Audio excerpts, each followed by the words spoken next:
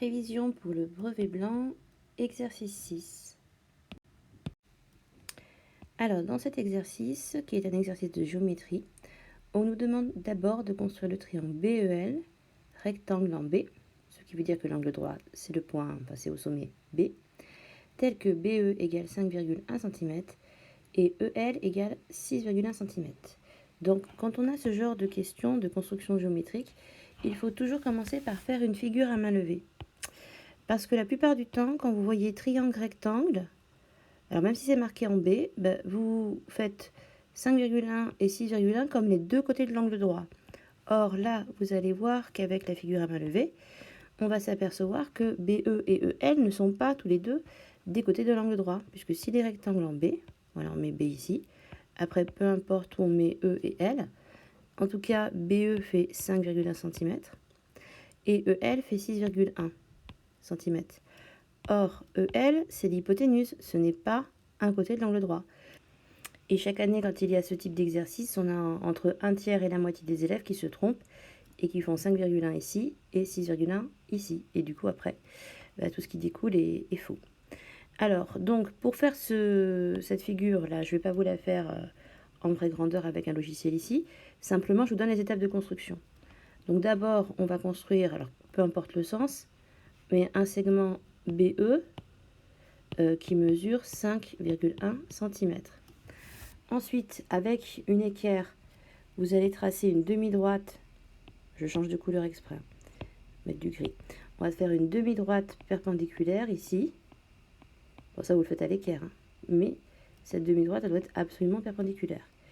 Et après, à l'aide d'un compas, vous allez piquer la pointe du compas sur le point E. Alors au préalable, bien sûr, vous allez prendre un écartement de 6,1 cm pour faire un rayon de 6,1 cm. Et donc, avec le compas et le bon écartement de 6,1, vous allez piquer la pointe du compas ici et vous allez tracer un arc qui va couper la demi-droite perpendiculaire qu'on a tracée juste avant. Et en fait, ça va vous donner le point L. Et du coup, après, alors vous pourrez gommer les traits de construction qui ne sont pas forcément nécessaires de laisser. Après, on peut les laisser, c'est pas très grave, puisque vous avez la demi-droite qui dépasse là. Et par contre, c'est bien qu'on voit l'arc de cercle, comme ça on voit bien que vous avez tout de suite compris comment il fallait faire pour tracer ce triangle rectangle. Donc voilà la technique pour tracer un triangle rectangle à chaque fois qu'on a un côté de l'angle droit et l'hypoténuse.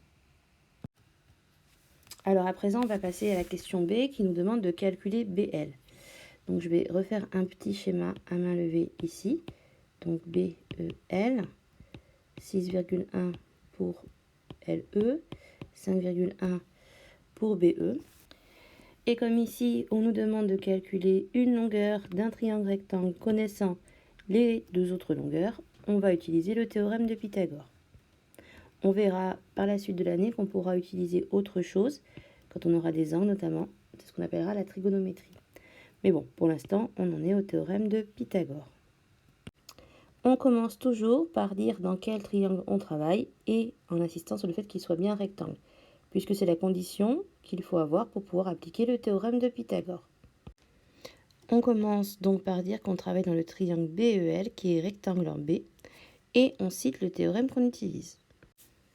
Donc on utilise ici le théorème de Pythagore qui nous donne l'égalité suivante qu'on va trouver ensemble. Donc le théorème de Pythagore, il nous dit que l'hypoténuse au carré est égale à la somme des carrés des deux autres côtés. Et donc LE au carré, qui est l'hypoténuse au carré, est égale à la somme, donc à BE au carré, puisque c'est la somme des carrés des deux autres côtés. Donc plus BL au carré. Quand on est à ce stade-là, on remplace par les valeurs qu'on connaît.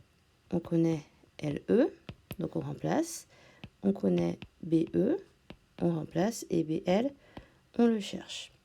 Et comme cette fois, on ne cherche pas l'hypoténuse, mais un des côtés de l'angle droit, on va passer à la ligne suivante, à la soustraction. Et donc, pour gagner du temps, je calcule directement 6,1 au carré. Ça fait 37,21.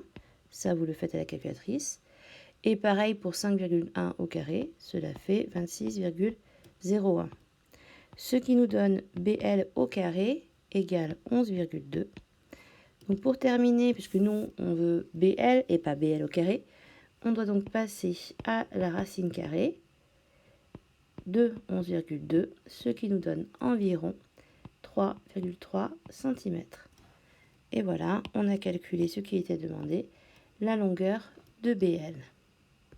Juste une petite remarque, à chaque fois qu'on cherche l'un des deux côtés de l'angle droit, ça va être égal, enfin au carré bien sûr, au plus grand des côtés au carré, c'est-à-dire l'hypoténuse au carré, moins le côté qu'on connaît au carré. C'est toujours comme ça.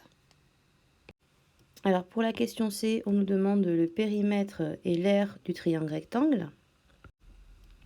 Je vous rappelle que le périmètre, c'est la longueur du contour, donc c'est la somme des trois côtés.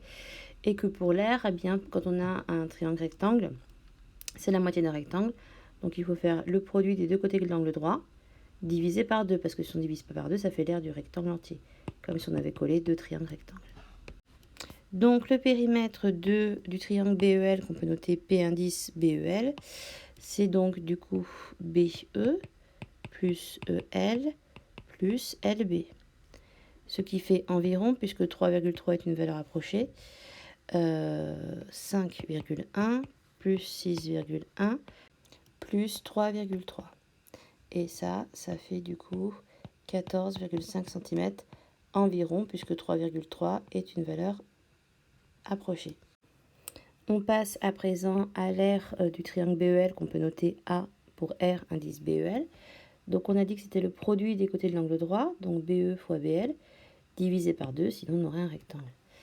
Et donc BE, ça fait 5,1 fois BL, 3,3, le tout divisé par 2, et ça nous donne une aire approximative de 415 cm². Et voilà, c'est tout pour l'exercice 6.